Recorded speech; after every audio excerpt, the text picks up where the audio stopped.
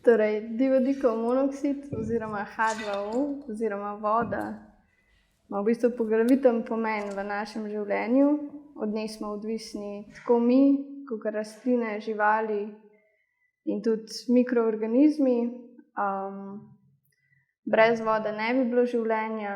Moje delo poskuša to nekako subtilno, skozi majčkeno provokacijo v gledalcu spodbuditi prek nekega čisto osebnega razvoja, razmišljanja, da v bistvu je na nas, kako se vodo ohranja, kako se do nje obnašamo.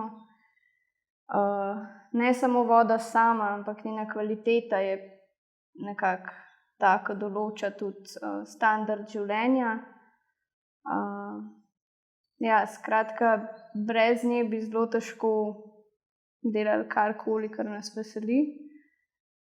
Referendum o pitni vodi je bil super primer tega, kako je to nekje globoko v naši zavesti zapečateno. Tako da mogoče se moramo samo spomniti pomembnosti, mogoče moje delo doprinese k temu.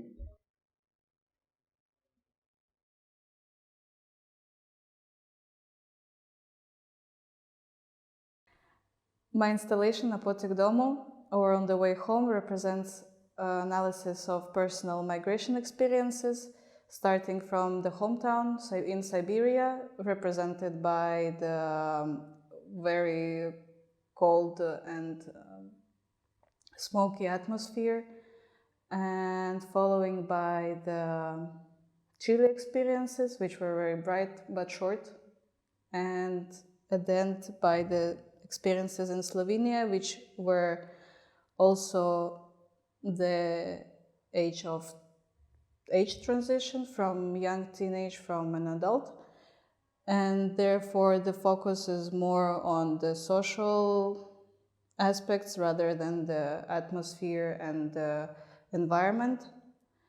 And overall it just represents the path that I've been on and still rolling.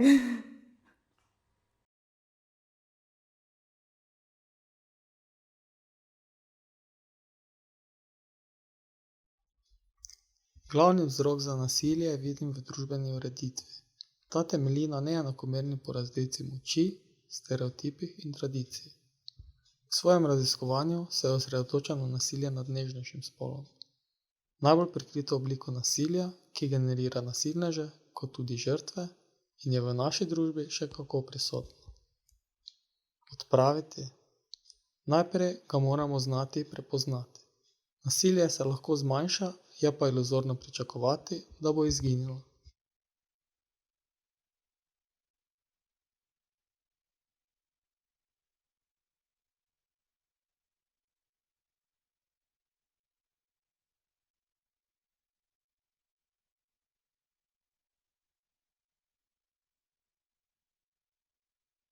Kar predstavljam tu, sta dva čajna servisa.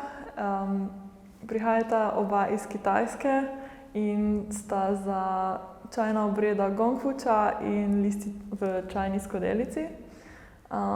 Oba v bistvu se fokusirata na dva različna pola. Eden, tale, pri katerem sedim, je malo bolj za meditativno plat, malo bolj za umiritev in za poglobitev v notranjost, medtem ko gongfuča je malo bolj usmerjen v pripravo popolne skodelice čaja in v bistvu neke vrste malo bolj tak somiljejski način, kako pripraviti najboljšo skodelico čaja, kakor je možno.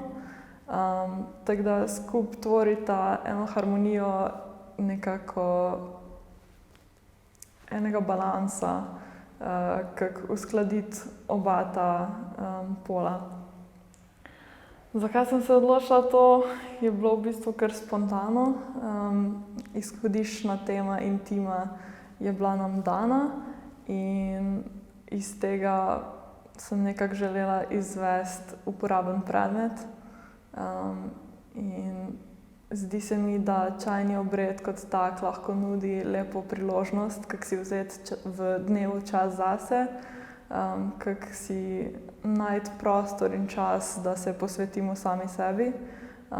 In mnogi mojstri pravijo, da so čajni obredi oziroma da ima ta čaj in meditacija enak okus. Tako da so čajni obredi v bistvu meditacija v gibu. To se mi je zdelo lepo in nekako je pol nastala poosebitev tega v fizičnem predmetu.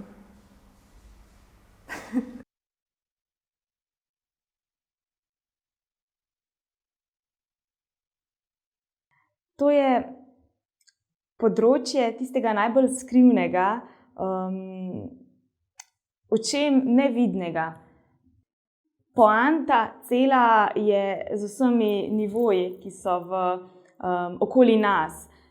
Nevede si naredimo nekakšne obroče, socialne obroče, torej javni prostor, dostopen vsakomur, se ve o nas, z dejanji sporočamo, kakšni smo navzven.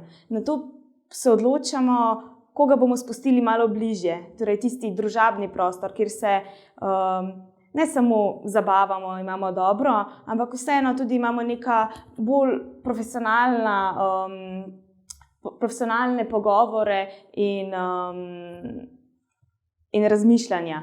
Nato potem pride ta osebni prostor, ki je že težje dostopen. Zato ponazorim to z vedno višjimi ovirami, preprekami, ki jih je težje prebroditi. To zahteva trud, da prideš do intimnega prostora. Torej jedro jedra v jedru jedra in tako naprej. To sem ponazorila tudi z steklenim izdelkom, kjer ti prispeš v ta prostor, ko pa zazreš v steklo, vidiš, da je v njem še sredica v sredici v sredici. To je zame intimni prostor.